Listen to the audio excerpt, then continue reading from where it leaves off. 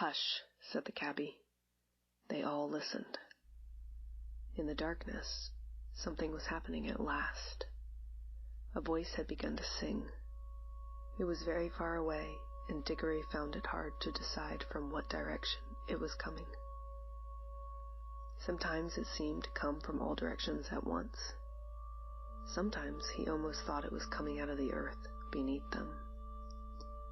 Its lower notes were deep enough to be the voice of the earth herself. There were no words. There was hardly even a tune. But it was, beyond comparison, the most beautiful noise he had ever heard. It was so beautiful he could hardly bear it. The horse seemed to like it too.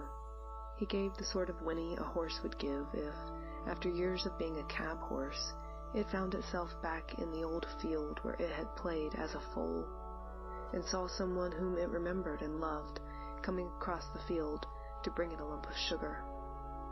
"God," said the cabbie, "ain't it lovely?" Then two wonders happened at the same moment. One was that the voice was suddenly joined by other voices, more voices than you could possibly count. They were in harmony with it, but far higher up the scale, cold, tingling, silvery voices. The second wonder was that the blackness overhead, all at once, was blazing with stars. They didn't come out gently, one by one, as they do on a summer evening. One moment there had been nothing but darkness. Next moment, 1,000 points of light leaped out. Single stars, constellations, and planets, brighter and bigger than any in our world. There were no clouds. The new stars and the new voices began at exactly the same time. If you had seen and heard it as Diggory did, you would have felt quite certain that it was the stars themselves which were singing, and that it was the first voice, the deep one, which had made them appear and made them sing. "Glory be," said the cabbie. "I'd have been a better man all my life if I'd known there were things like this." The voice on the earth was now louder and more triumphant, but the voices in the sky, after singing loudly with it for a time, began to get fainter. And now something else was happening. Far away and down near the horizon, the sky began to turn gray. A light wind, very fresh, began to stir. The sky in that one place grew slowly and steadily paler. You could see shapes of hills standing up dark against it. All the time the voice went on singing. The eastern sky changed from white to pink, and from pink to gold. The voice rose and rose till all the air was shaking with it. And just as it swelled to the mightiest and most glorious sound it had yet produced, the sun arose. Diggory had never seen such a sun. The sun above the ruins of Karn had looked older than ours. This looked younger. You could imagine that it laughed for joy as it came up, and as its beams shot across the land, the travelers could see for the first time what sort of place they were in. It was a valley through which a broad, swift river wound its way, flowing eastward towards the sun. Southward there were mountains, northward there were lower hills, but it was a valley of mere earth, rock and water. There was not a tree, not a bush, not a blade of grass to be seen. The earth was of many colors. They were fresh, hot and vivid. They made you feel excited, until you saw the singer himself, and then you forgot everything else. It was a lion. Huge, shaggy, bright. It stood facing the risen sun. Its mouth was wide open in song, and it was about 300 yards away. The lion was pacing to and fro about that empty land, and singing his new song. It was softer and more lilting than the song by which he had called up the stars and the sun, a gentle rippling music.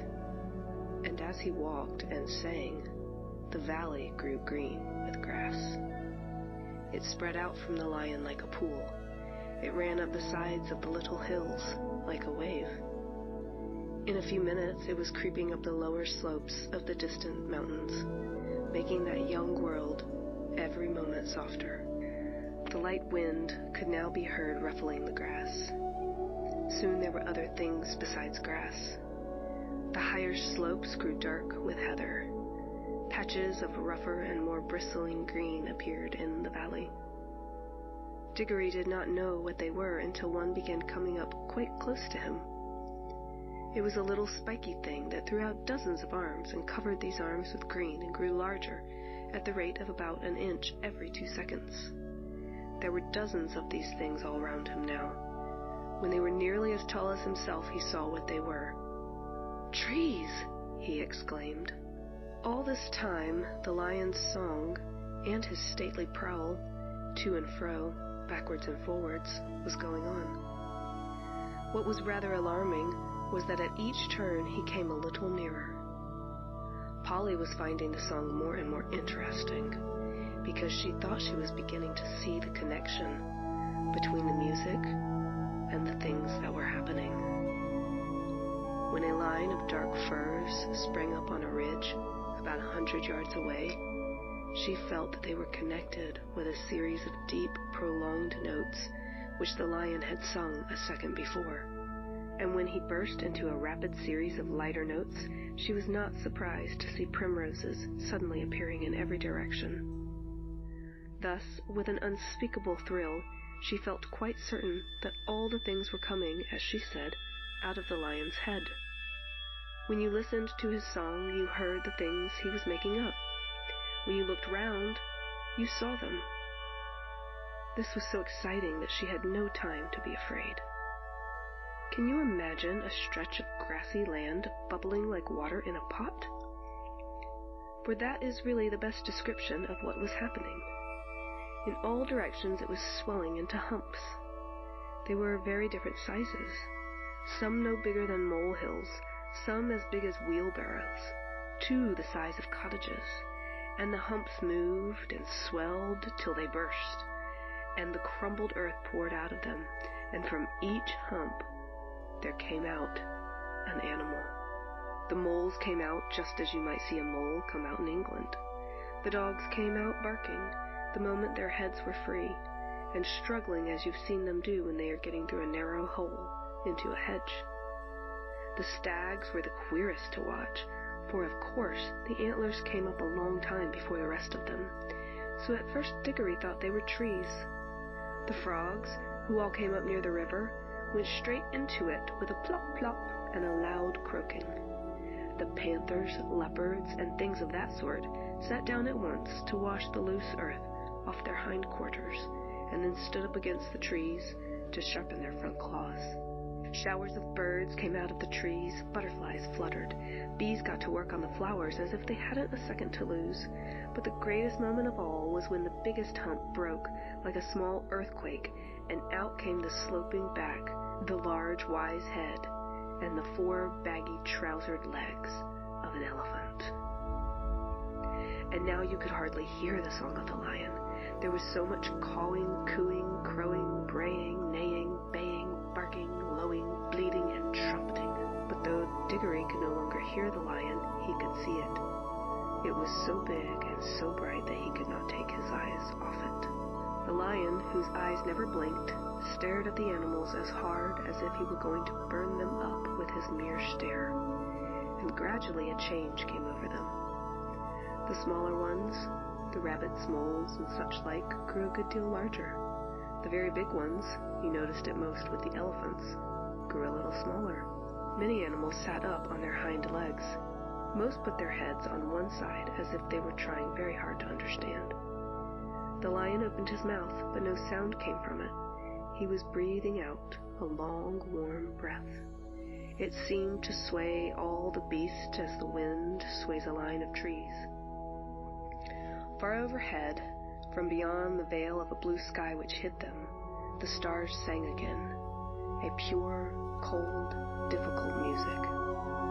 Then there came a swift flash like fire, but it burnt nobody, either from the sky or from the lion itself, and every drop of blood tingled in the children's bodies, and the deepest, wildest voice they had ever heard was saying, "Narnia, Narnia, Narnia, awake, love, think, speak, be walking trees, be talking beast, be divine waters."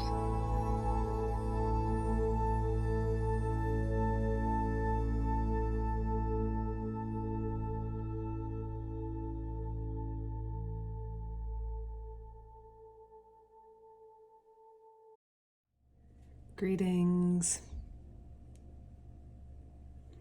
Hello world. Greetings friends.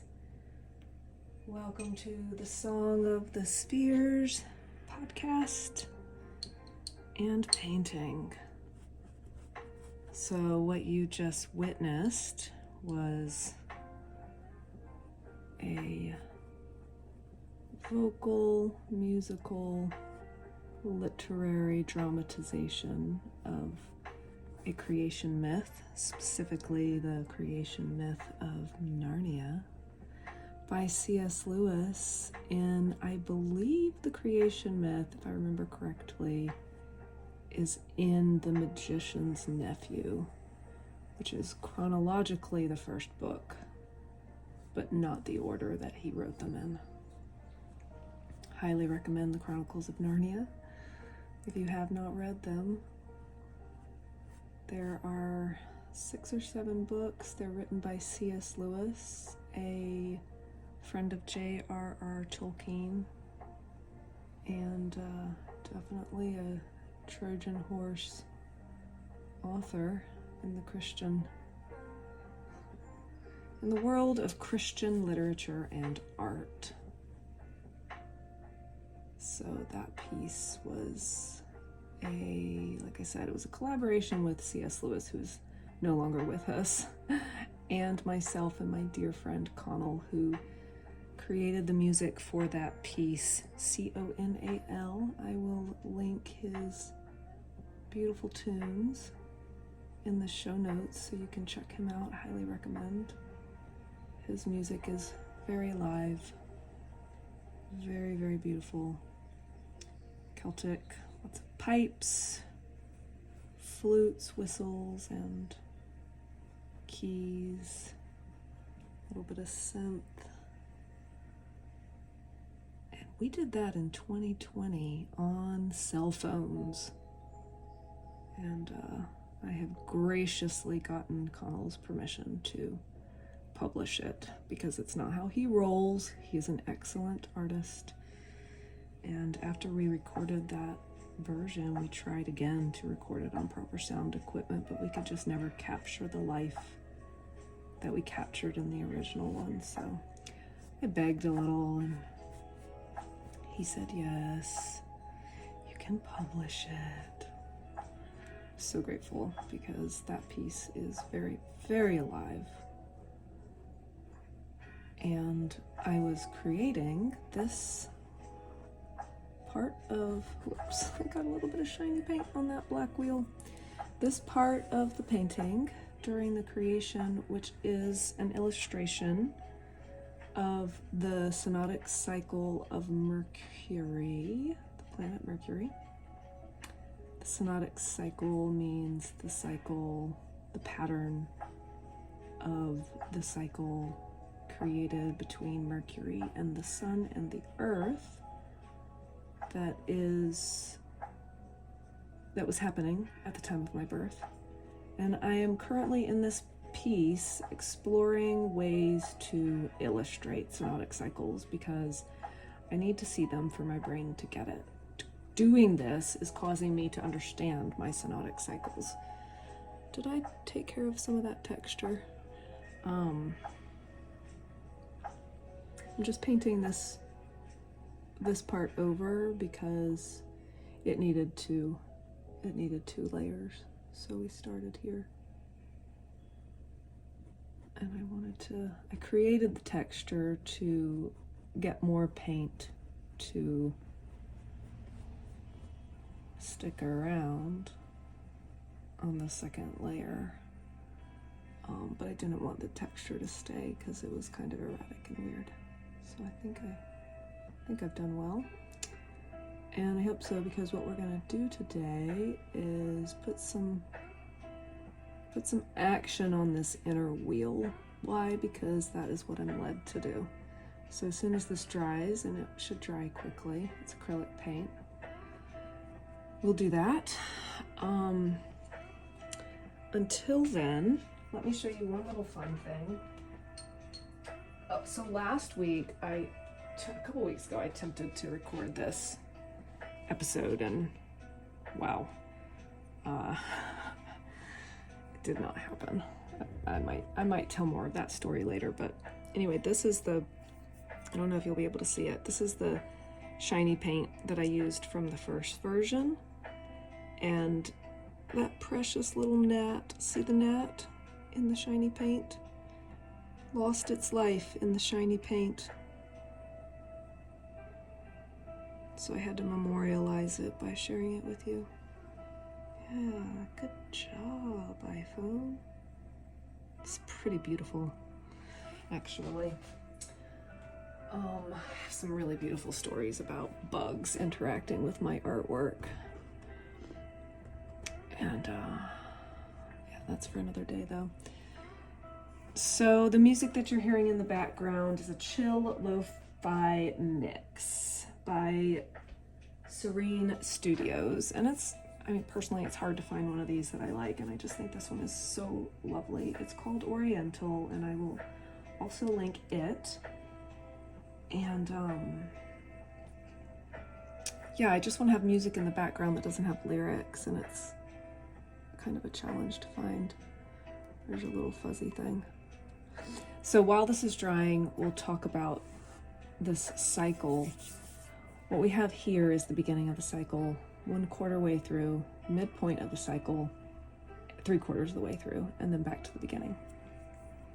And the beginning of the cycle is, in this way of looking at it, the interior conjunction of Mercury with the Sun. That means there's the Earth, and then Mercury and the Sun. So Mercury is the closest it ever gets to us. This happens during a Mercury retrograde, really close.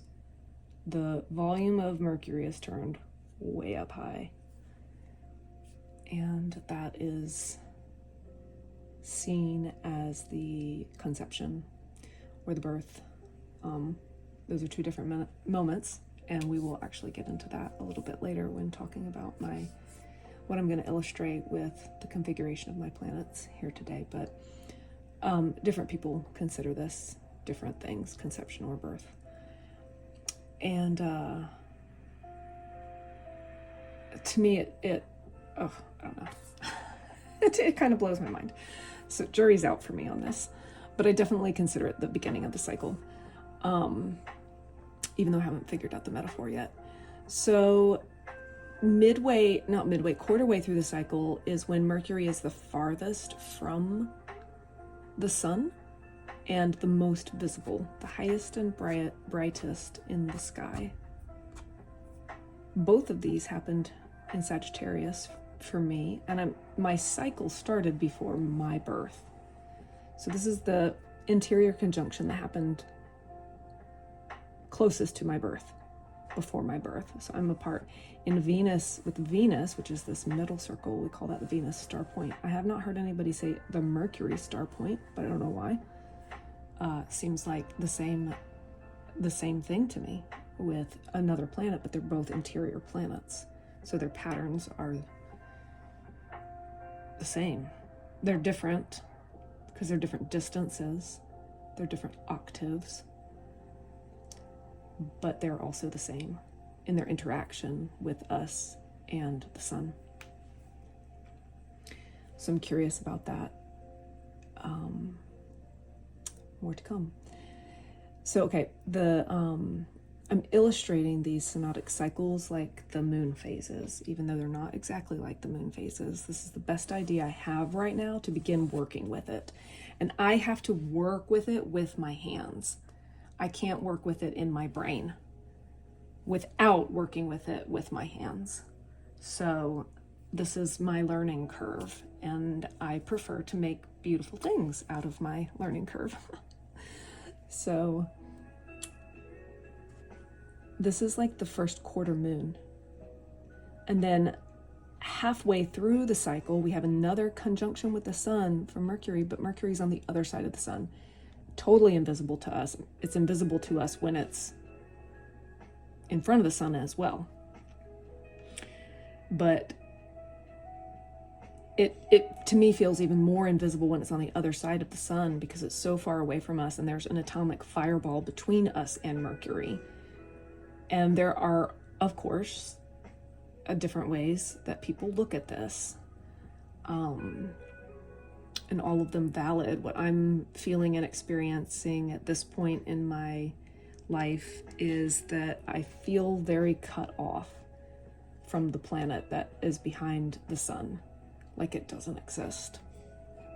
It's not a terribly comfortable feeling. I'm picturing this like a full moon.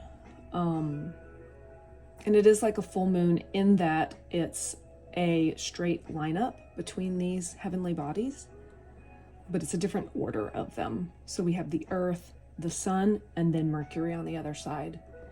That happened for me in Aquarius. And then the next quarter here is when Mercury comes out from behind the sun and is moving back towards the sun again, and is the furthest away from the sun that it will be before it starts moving close again. So it's the most visible, highest in the sky. That happened in Aries, but just before that happened, I was born with Mercury in Pisces. So Mercury was not unlike my Venus, but on the opposite side of the pattern of the cycle. Mercury was almost at maximum elongation, was moving towards maximum elongation, towards Aries, but in Pisces. So this is my Mercury cycle. Now, Mercury, as we know, relates to communication and language, which is why I chose to illustrate it with Aslan creating Narnia through his song. And this is a very consistent element in all mythology of all time, that just realized I'm going the opposite way on the wheel that the sun goes. Interesting. Well, I am talking about retrogrades. So this is the sun, and not just the sun and the planets. This is the east. All rise in the east, culminate overhead, set in the west, anti-culminate underneath, and move back again to rising. Just a little side note.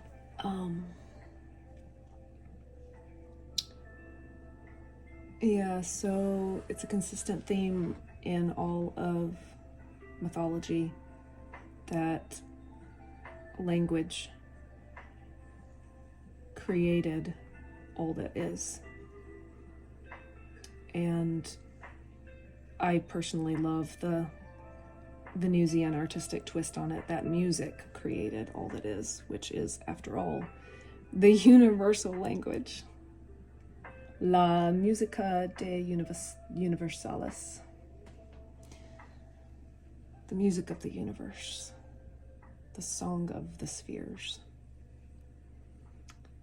And then I moved into creating the glyphs of the zodiac wheel in the houses where they appeared at the moment of my birth.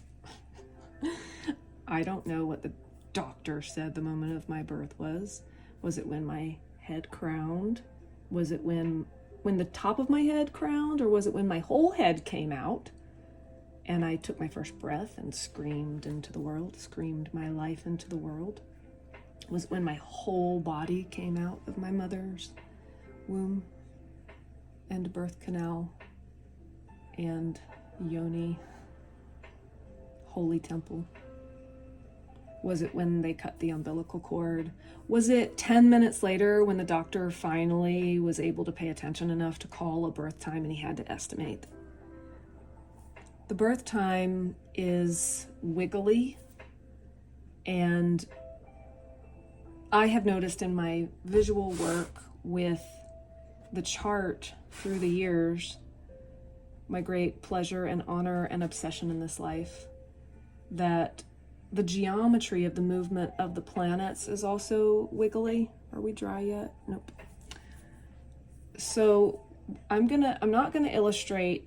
I'm gonna do something I haven't done before, and I'm only gonna illustrate 4 planets in this particular film. I will bring in the others later, and then I'm gonna create the aspects between the planets, which I do with needle and thread. This is a silk thread. It's very spider. Very, very spider. Did you know that spider webs are silk? It's a kind of silk that they make. I mean, of course it is. Silkworms make silk. Silk comes from insects and arachnids, and it is oh so fine. So it's very much a spell. I've always known it to be that, even when I didn't really. The first years of creating in this way, it was just so, I was just channeling it. I could understand what was coming through me, but not in language and not in a way that I could share.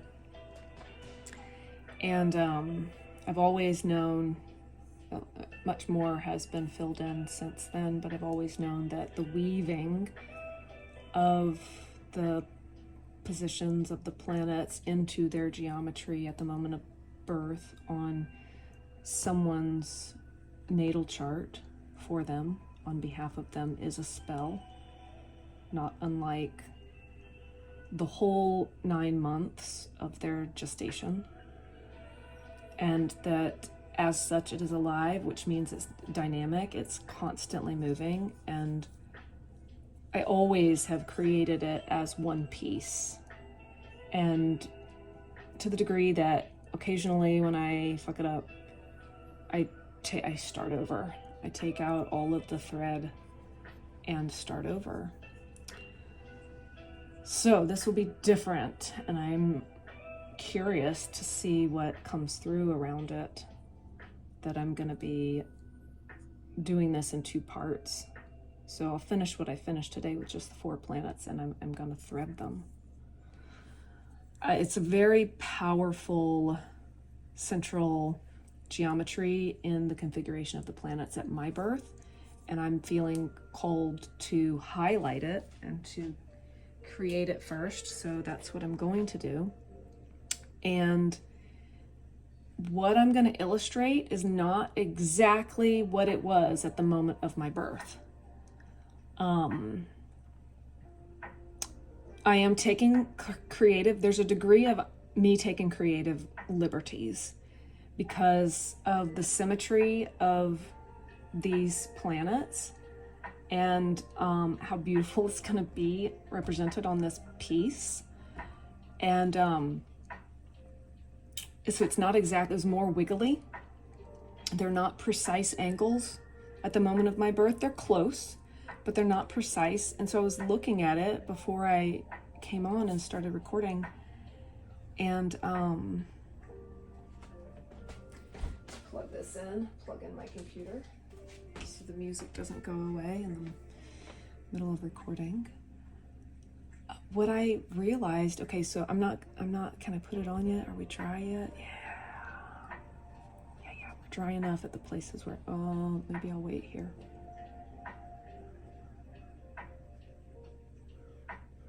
Wait on that one. Okay. This glove I don't just wear to look cool. I really need some more gloves now that I'm filming myself. I need some more gloves to mix it up, but I've used this one for the entirety of my career, and it makes me really happy. It came from really fun experiences when I lived in Seattle at the time of the beginning of all of this. But I wear it to not smudge the artwork and to not get my skin oils on the piece, which is not as problematic with canvas, but definitely with semi-wet paint. So, okay, we're gonna put Venus here at the tip top.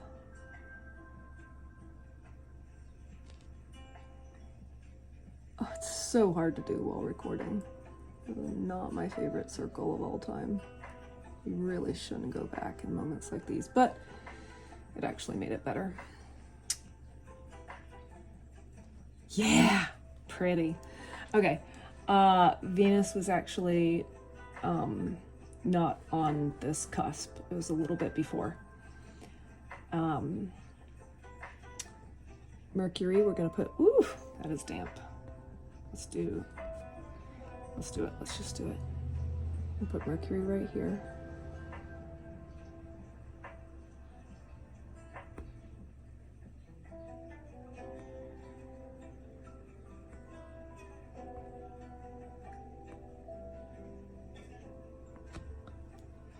It's all right, it's all right. Uranus here.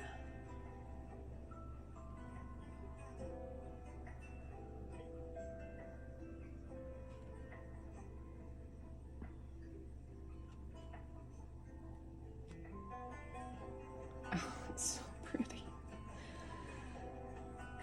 It just feels like everything is right with the world when I'm doing this.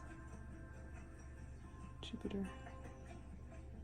It's funny, I got a little flash of Saturn right before I started drawing that Jupiter glyph. Okay. So my Mercury is in Pisces. My Uranus is in Scorpio.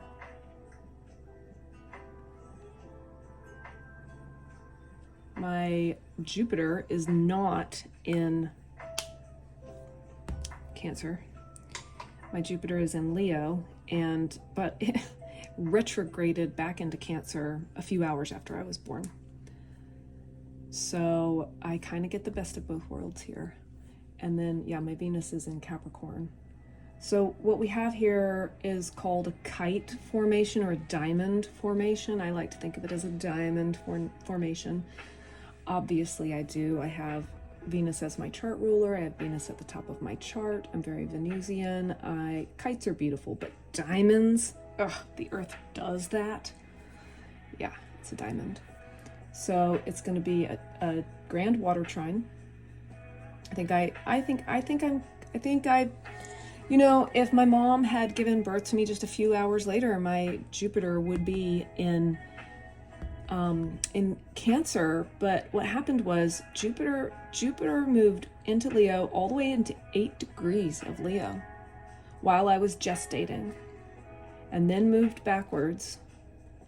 And on the day of my birth, a few hours after I was born, moved back into Cancer, and I think just went a couple of degrees into Cancer before it moved forward again and went back into Leo.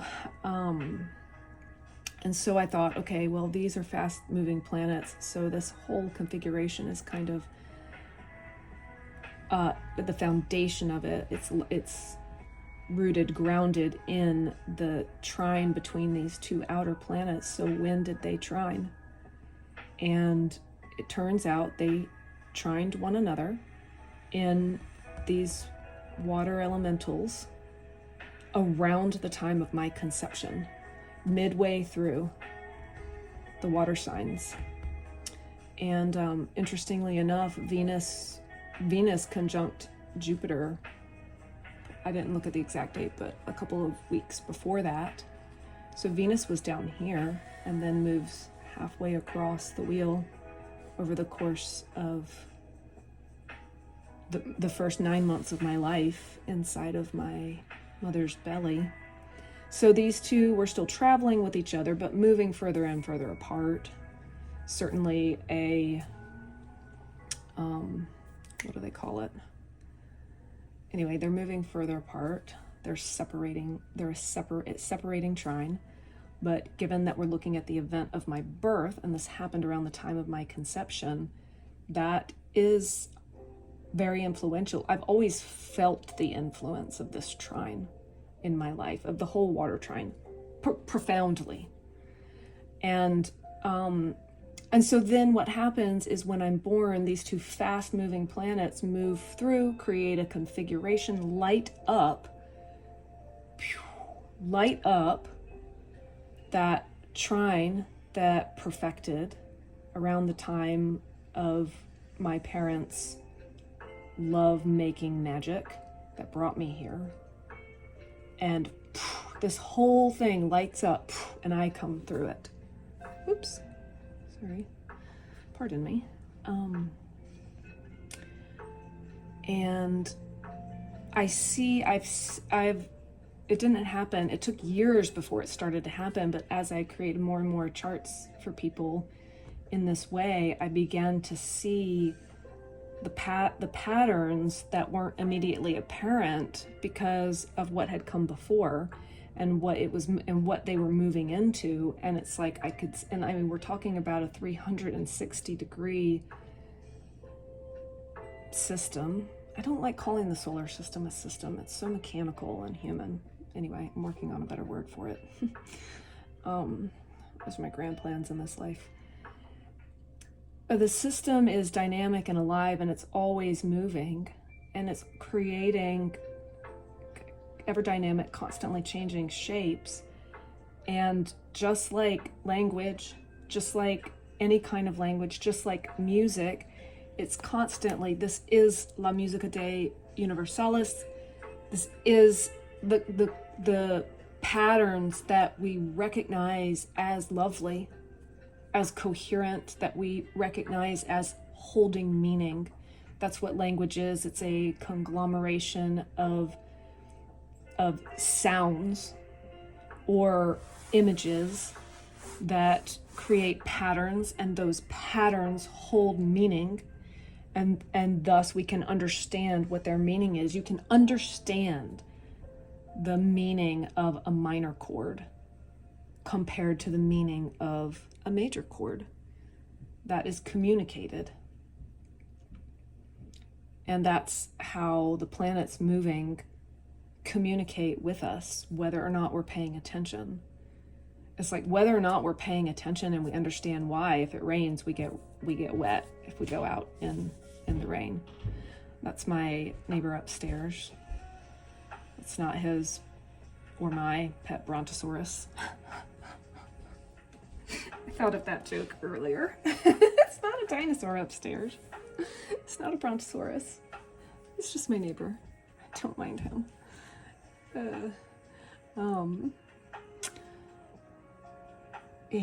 So I would see, as I was creating people's charts, I would be able to see the pattern forming and unforming, even though it wasn't exactly, not always is it caught in the moment of exact, but that's jazz, right?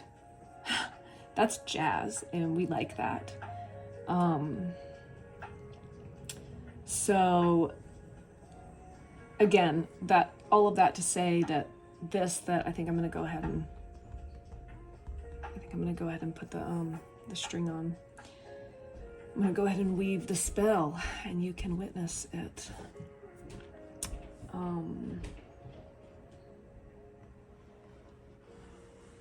This is like fiction based on a true story. Okay. So I want to say some words about my Mercury. I also want to say some words about Jesus. I have some scripture to read of various sources. Okay, so what I do is I take my glove off for this, and I measure it by having a little bit of extra, and then go 1, 2, 1, 2, 1, 2, 1, 2, and then a little bit of extra. Because nothing's more disappointing than having your string too short when you're trying to weave a spell in front of a video recorder to present to the whole world. Like the whole world's gonna watch. It's just the point that the whole world could watch. Oh, let me do this online. Oh, I didn't thread the needle online. Well, some magic happens in the dark, you know.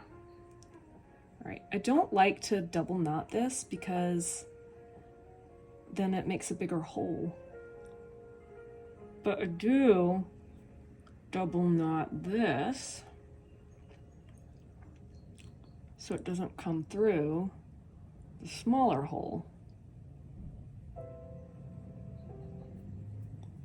Okay, here we go. So Mercury went retrograde about a week after I was born. See, because it's moving back towards the conjunction, the inner conjunction with the sun. So Mercury was at the end of its cycle, towards the end of its cycle when I was born, which means that I have had Mercury retrograde in my progressed chart for a huge swath of my life, and it was in its shadow for my whole life up to, I think my progressed Mercury went retrograde when I was, can you see this? Yeah, you can. When I was 14. And so it was pretty much in its shadow before then. And then it went direct around the time,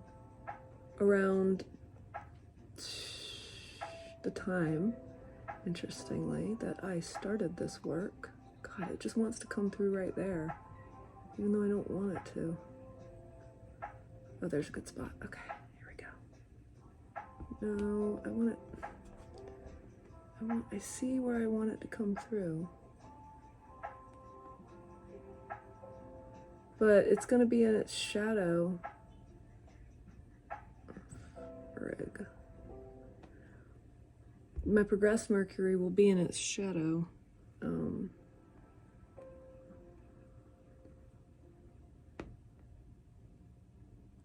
For like 20 more years or something. So this explains a lot, especially given that my Mercury is in Pisces. Okay. So I always put it through at the point, at the planet where I'm compelled to. And we're going to illustrate this Raja Yoga, as the Vedic astrologers call it, first. This is pretty big opposition between these two benefics. So we'll start there. And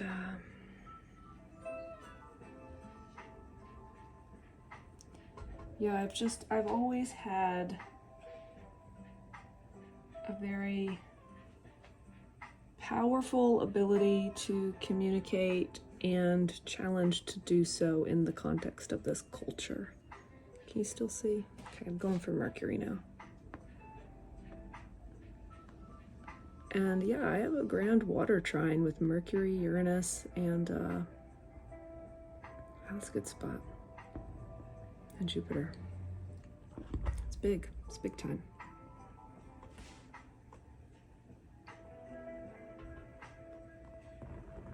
Oh. Oh. It did a thing. Okay, so in the back of this canvas is a frame. So what we're gonna have to do is we're gonna have to take it off of this. Take it off the needle.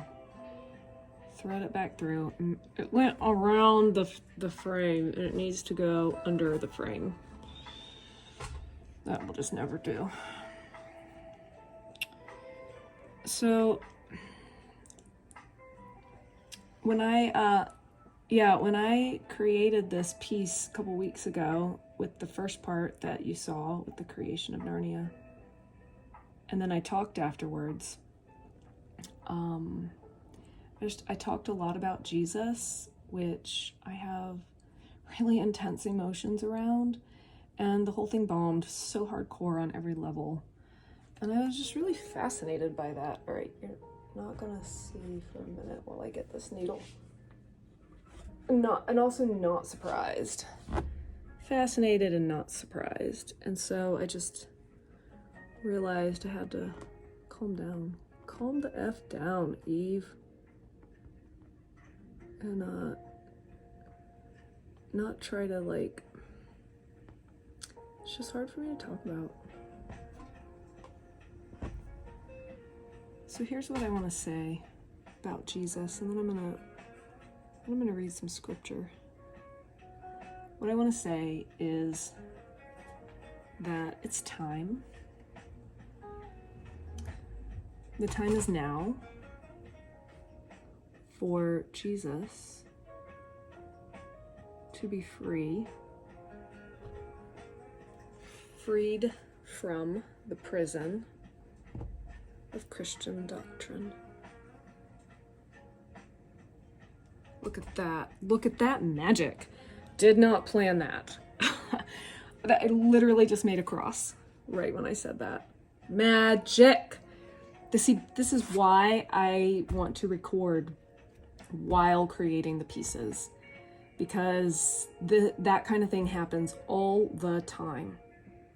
And it's just gone, and then I try to tell you about it, but it's not the same as witnessing it. I'm telling you, working artistically with the natal chart is so potent. It is a crucible. It has possessed me. It owns me. It's how God speaks to me. I love it so much. I love it so much. So I was thinking of the scripture earlier. I am the way, the truth, and the life, and no one comes to my Father except through me. Jesus said that. So say the Gospels. And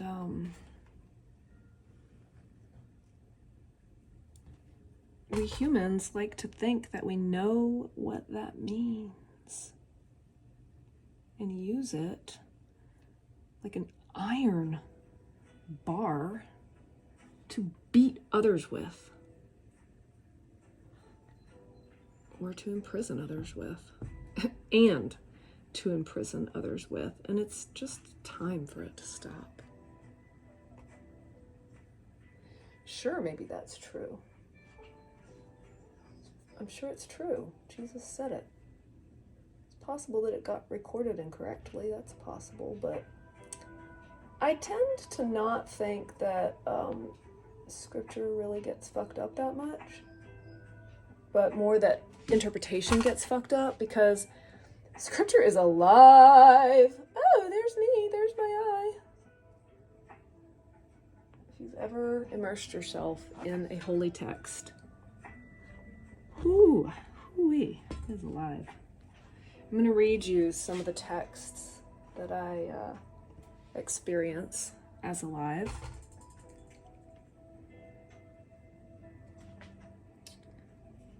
Right now.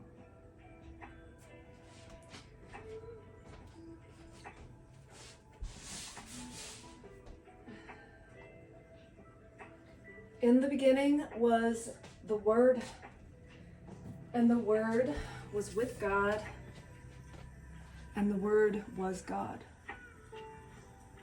He was in the beginning with God. All things were made through him, and without him, nothing was made that was made. In him was life, and that life was the light of men. and the light shines in the darkness, and the darkness did not comprehend it. My own parentheses, because the darkness didn't fucking need to. There was a man sent from God whose name was John. This man came for a witness, to bear witness of the light, that all through him might believe.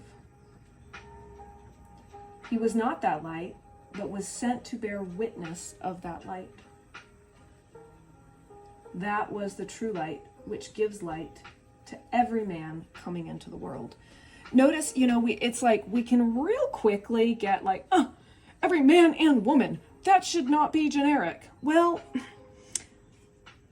and maybe it should, not generic, that should not be gendered. But if we think about it as speaking to the masculine principle is represented by light, and the feminine principle is represented by darkness. So yes, this man, John, was sent to bear witness of this other man, Jesus, to bear witness of the light from his Father. Well, yeah, we talk about mother in another time, in another context, because she is the darkness. He was in the world, and the world was made through him, and the world did not know him. He came to his own, and his own did not receive him.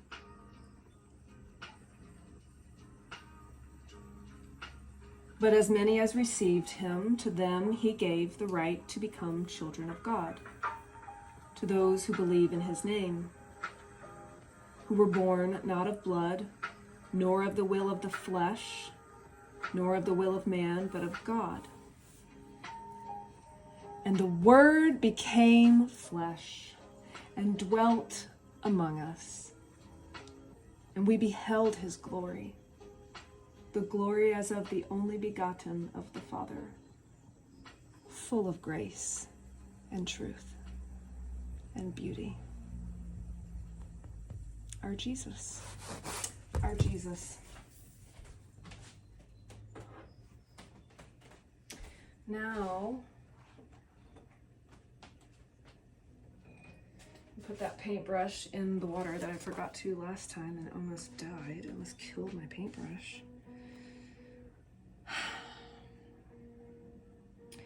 So what does Aleister Crowley have to say about the name above all names? The name itself, this is from the Book of Thoth.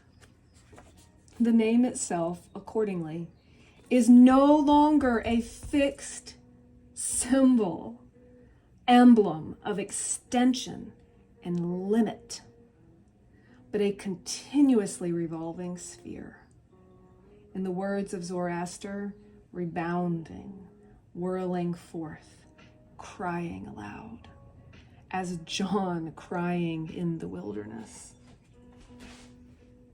This is he of whom it is said, he who comes after me is preferred before me, for he was before me. He was at the foundation of the world. He was the song that was sung.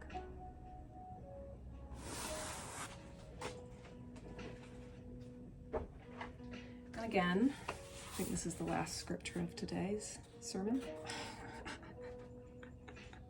Didn't know you were getting a sermon when you tuned into this, did you? This is the Tao Te Ching. My copy is totally drenched in espresso from my espresso days. I used to take this book with me and paint little espresso paintings of these scriptures at the coffee shop.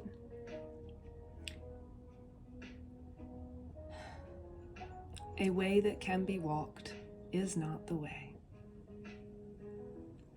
A name that can be named is not the name. Tao is both named and nameless.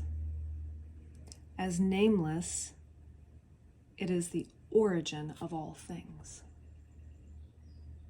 As named, it is the mother of all things. A mind free of thought, merged within itself, beholds the essence of Tao. a mind filled with thought, identified with its own perceptions, beholds the mere forms of this world. Tao and this world seem different, but in truth, they are one and the same.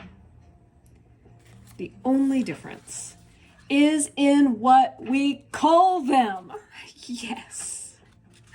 How deep and mysterious is this unity? How profound, how great. It is the truth beyond the truth, the hidden within the hidden. It is the path to all wonder, the gate to the essence of everything. Beautiful. Beautiful.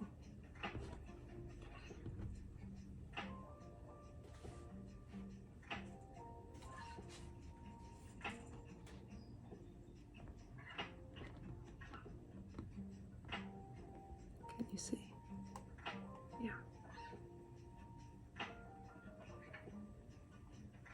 Oh, that's tricky. Getting it in the hole, that the exact hole that it already went through once. All right. One time, I'm sure it happened more than once, I've gone through the hole and pulled the string right out. Uh-oh. I think I created a knot. Oh no. Oh no. I hope I don't run out. I was gonna do this, but will I have enough? Wow, see? If I run out on film, I will just be so bummed. Is it gonna make a difference if I do that? Because then I'll go from there. Oh no, if I do this, and then from there to there, I think that's what I have to do. That's what my intuition is telling me. It's gonna be really close, y'all. Can't even believe it.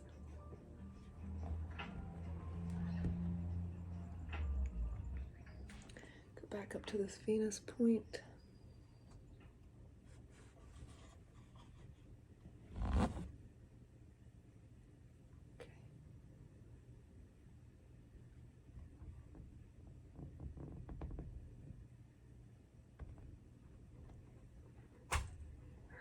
Go. Moment of truth. Fuck. Fuck me running. Wonder. Can't even believe it. Look at that. Look at that. Oh. Oh, that's so painful. Wow, what does it mean? Yep, that's right. I have to take it out. Look at that. Look at that.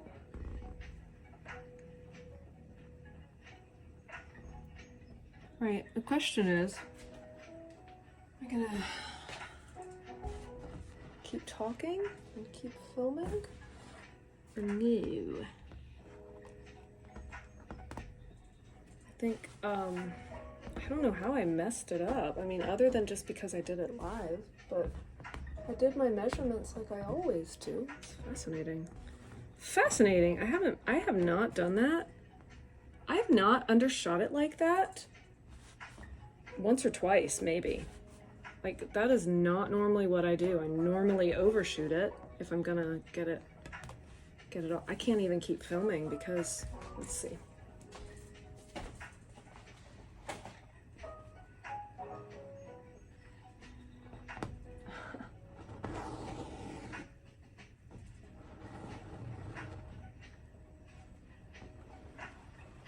wonder how long I've been filming. 48 minutes. Bummer.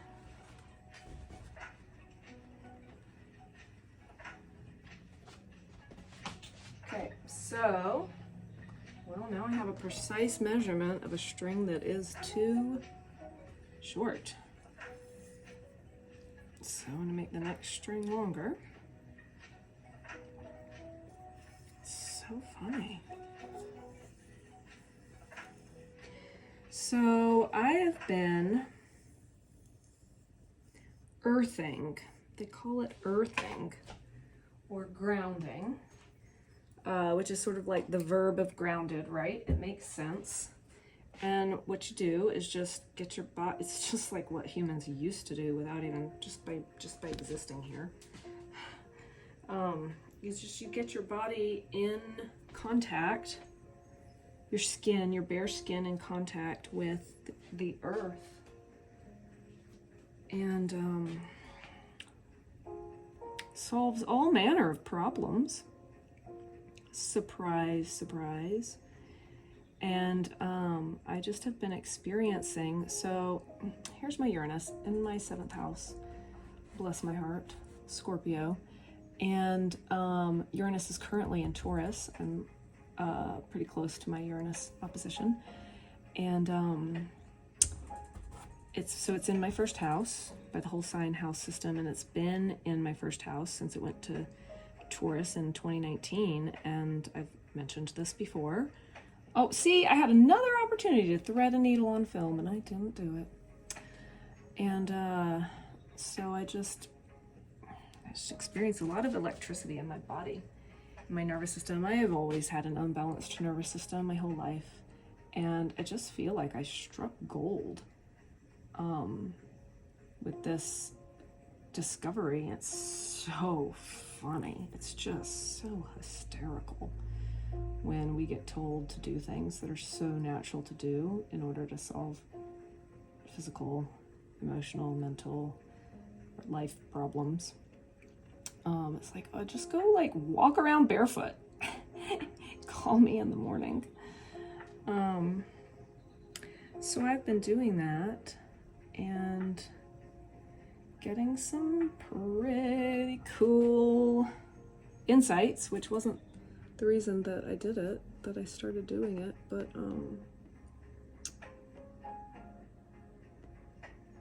okay, here's number 1. Here we go. There it is, almost. That's just gonna have to be it, because if I poke too many little bitty baby holes there, it will become a problematic larger hole that is challenging to repair. All right, we're in.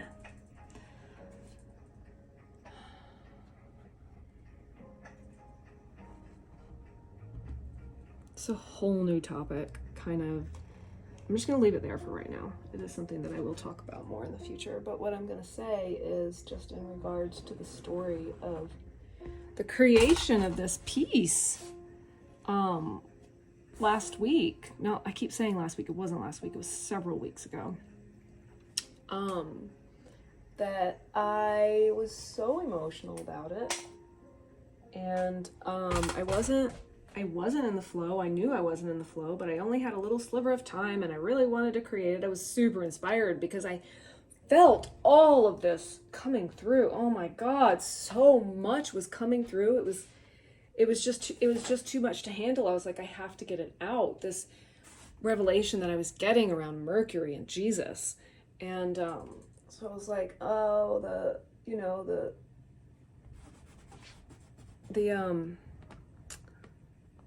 I'm not in the flow. Everything's not feeling lined up, but I gotta get it out. I just gotta get it out. And so I did it, and I wasn't super pleased with it, but I was like, it's good enough. And then I couldn't get it to cooperate. I couldn't get my tech to cooperate. That's just the easy, simple of it. I couldn't get my tech to cooperate. I couldn't. And it was making me crazy. And so I just let it go. I just said, okay, I won't publish this. And then as soon as I let it go, I realized it was a pure and utter shit. It was just not good. Like, what came out was just not great. It was not good. And so I said, well, I'll keep the first part because I created this cycle of Mercury to the soundtrack of Aslan, creating Narnia, and there's just no way that that couldn't be magical. So I'll just keep that part and re-record it, a second part, when I'm ready. And man, it was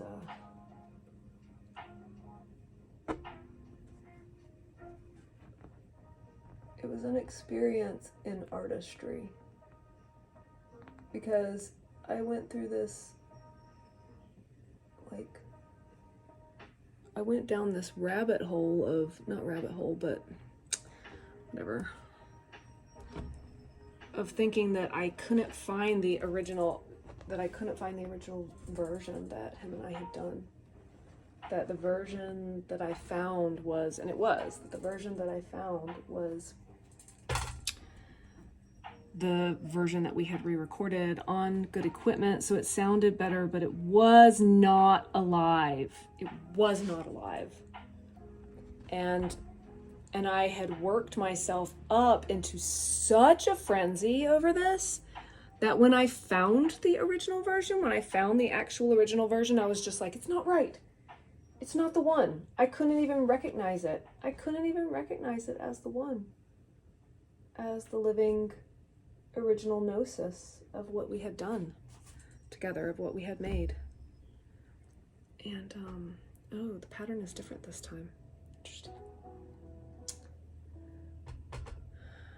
And I'm real curious so I have this interesting relationship with technology. I'm real curious to see how the tech end of publishing this one goes this time, because, yeah, look at this. I mean,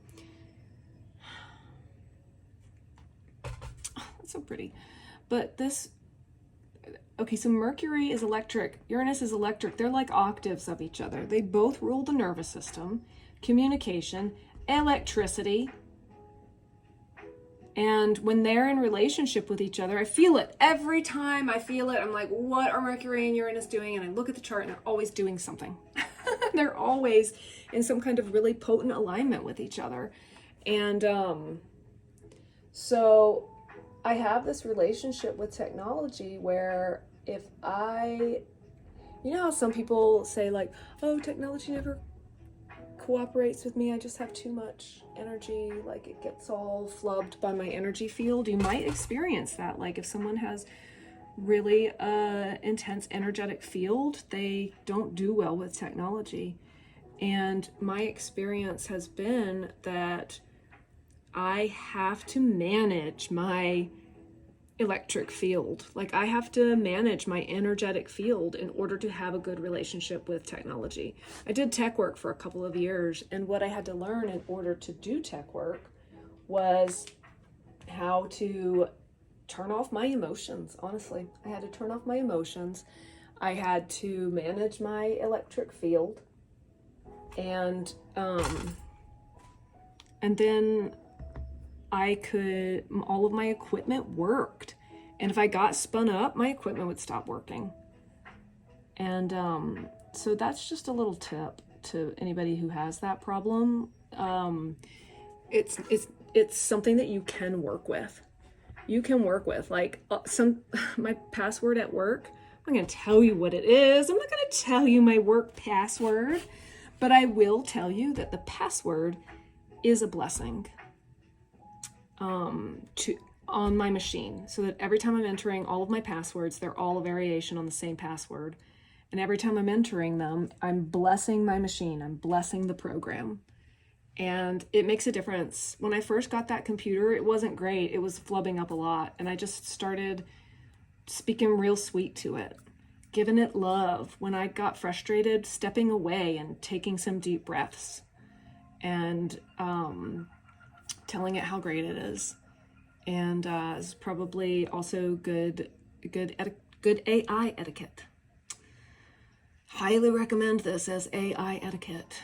I will also often visualize a torus field.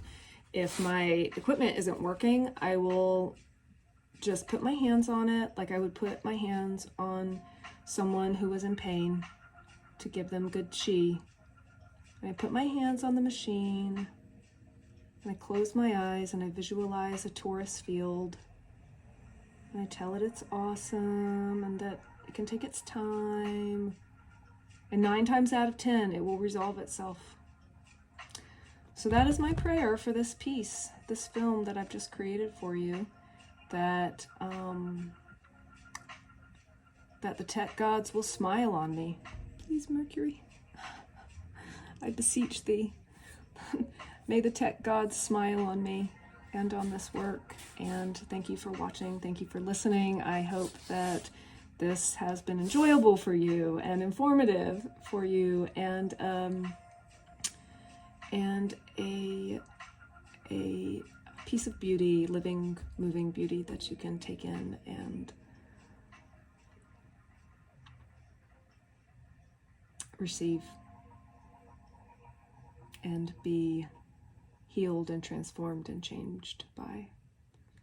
And thank you to Jesus, to Mercury, to Aslan, to Alistair, to the Tao.